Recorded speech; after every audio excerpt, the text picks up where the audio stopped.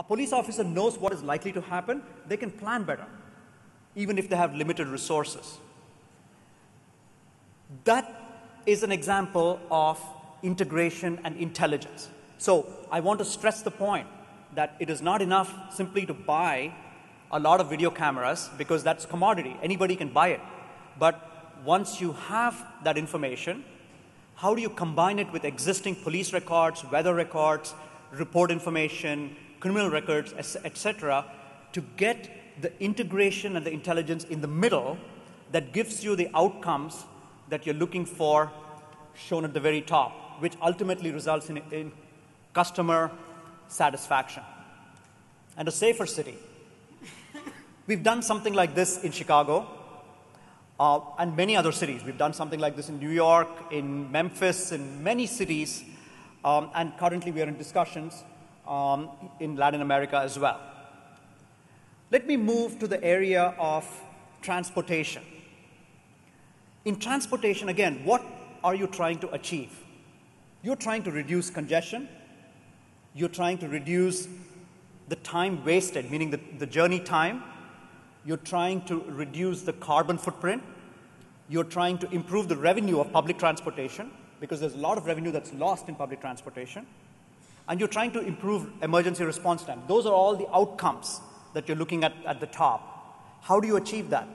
Again, it's not enough to simply get the devices and the network. It's the stuff in the middle. It's the integration and the intelligence. How do you get that?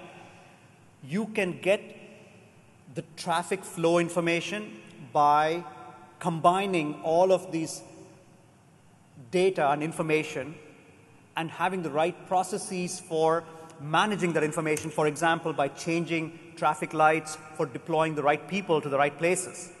But more importantly, you can predict where congestion is going to happen 2 hours in the future or 3 hours in the future. And you can plan for that. You can redirect traffic, or you can warn citizens that traffic is going to be bad, so they have to plan their route differently. Send information to their mobile phones, for example. Finally, you can encourage people to go into public transportation. So if you knew what I show in the middle, it's called origin destination. If you know the pattern of mobility of your population, and that comes because you have all of this data that you can analyze with fares, with the public transport routes, with the video cameras and all of that, then you can design your public transport system to have the right number of buses or trains in the right routes. That's when you get the outcomes that we are talking about at the top. Outcomes are the name of the game. We've done these kinds of projects in many cities. I already mentioned Stockholm. We've also worked in Brisbane, in London, in Singapore, to do not only current understanding of what is going on in traffic, but to look ahead and to see what can happen and how can you improve the situation. The starting point for that is to get all of your devices and networks. The next step of that is to do the integration of data, the processes that will give the right decision-making power, and the insights and the analysis. I will just give you 2 more examples, and then I will wrap up. I want to talk about energy for a minute, because energy is a big problem in many parts of the developing world. I come from India, and I know that there are many different regions of India that have blackouts. But I also have worked for a long time in Latin America, and I understand even here that we have energy blackouts. People have generators, people have alternative sources. But wouldn't it be nice if we were able to understand the demand for energy in different parts of a city and manage the supply of energy and the distribution of energy so that the demand is met at the right time, as opposed to blackouts because we are not able to meet the demand? In order to do that, you can do smarter meters. There are meters that can be installed in buildings, but that's just the beginning. Or you can have sensors in the energy grid. That's also the beginning. But how do you use that information? You use that information by doing something called demand response, which is an analytical technology. It's analysis of the data of how much energy is being used currently and how much energy is being generated and matching the demand and the supply. It's not only that, if you show the citizens how much energy they're using and how much water they're using, they actually change behavior. We've seen in cities around the world that more than 50% of the people change behavior when they see that they're wasting energy or when they see that they're wasting water. So you can provide these kinds of dashboards to citizens. And within buildings, there's a lot of energy and water that's being wasted because the air conditioning and the heating systems are not optimized. Sometimes it's 30%, 40%, 50% of the energy within big buildings are being wasted. Those are unnecessary wastage points, and those can be detected, analyzed, and they can be improved in order to get the right kind of outcome, which is to reduce your carbon footprint, increase the utilization of your energy network. We've done projects like this in many parts of the world. One example is we've done it in Malta, and we've done it in several parts of the United States as well, call them smart grid, and that has made a real difference in the maintainability as well as the utilization of the energy network.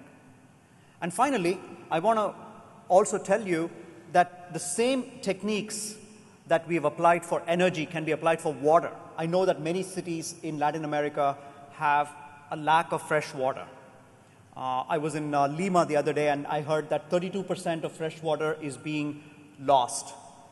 And in 20 years, there's not going to be enough fresh water to supply the entire population of Lima, as an example. But it's true in many other parts of Latin America as well.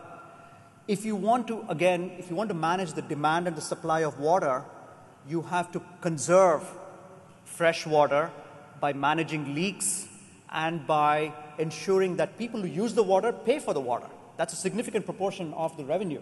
So, for example, in Lima, the revenue from water is $500 million a year. 32% of that is a big number, and you don't want to waste that. You can detect wastage if you have the right analytical technologies after you have the sensors in the water grid. And then you can start managing how you use water better and so forth. We've done many such projects in water. One of the best examples we have is the city of Dubuque in Iowa, which has a sustainability goal. And we have shown, Mayor Boal from Dubuque has shown us that more than 60% of the population changed their behavior after they saw that they were not using energy and water in the right way. That's a big number. So it is possible to change the behavior, change the culture of people, if you show them information about what is the impact of what they are doing today. Finally, I want to end with a project that we've done close to Buenos Aires, and that's the city of Rio de Janeiro. And I picked the city because it's an example of integrating all of those different scenarios that I was talking about earlier in a common way. I talked about 3 layers. I talked about instrumentation, which is to get the devices. I talked about integration, which is to get the data applications and the processes to make the right decisions. And then I talked about intelligence, which is to do the analysis and insight in order to be proactive.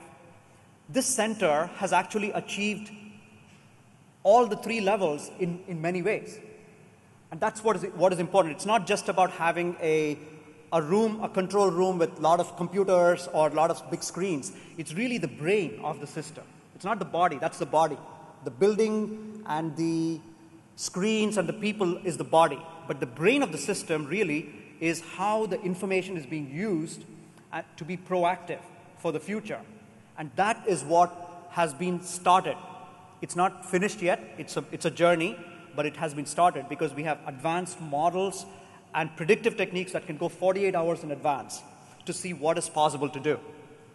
So when you have that kind of an integrated brain or smarts in your system, that's when you're truly getting to be a smarter city. So I want to end with this last slide, which says that this approach of being smarter is real. It's possible today. Governments and cities around the world are doing this already. I told you that we already have more than 2,000 projects, so people are doing it already. There is every reason for us as a community to bring our cities to the 21st century, to be modern, to provide better services. And as a citizen of a city, New York City is where I live right now, as a citizen of a city, and I travel to all the other cities as well, I would like nothing more than to have the most effective and modern services being offered to me, my family, and my community. And I'm really passionate to work with you to make sure that something like that can happen. So thank you very much for this opportunity, and I will pass it back.